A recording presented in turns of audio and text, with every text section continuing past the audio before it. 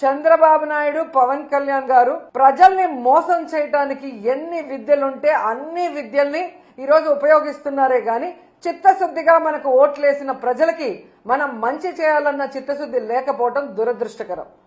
చంద్రబాబు నాయుడు నాకు విజన్ ఉంది, సీనియారిటీ ఉంది అని చెప్పుకుంటాడే, మరి 3 సార్లు ముఖ్యమంత్రిగా పనిచేస్తావు, ఇప్పుడు 4వ ముఖ్యమంత్రిగా పనిచేస్తావు. నువ్వు ఎప్పుడైనా ఒక మెడికల్ కాలేజ్ కి కట్టాలన్న ఆలోచన చేశావా, కట్టడానికి ప్రయత్నించావా అని నేను అడుగుతున్నాను. జగన్మోహన్ రెడ్డి గారు మొదటిసారి ముఖ్యమంత్రి అయినా 5 సంవత్సరాల్లో 2 సంవత్సరాలు కోవిడ్ కు పోయినా ఏ విధంగా రాష్ట్రంలో ఉన్న అన్ని హాస్పిటల్స్ ని, పిహెచ్సిల్ని రెన్యువేట్ చేయడమే కాకుండా కొత్తగా అర్బన్ హెల్త్ సెంటర్లు కూడా కట్టించి అన్ని రకాల ఫెసిలిటీస్ ని అందజేయడమే కాకుండా 17 మెడికల్ కాలేజీలు, వాటితో పాటు సూపర్ స్పెషాలిటీ హాస్పిటల్ ని ప్రజలకి అందుబాటులో తేవాలి.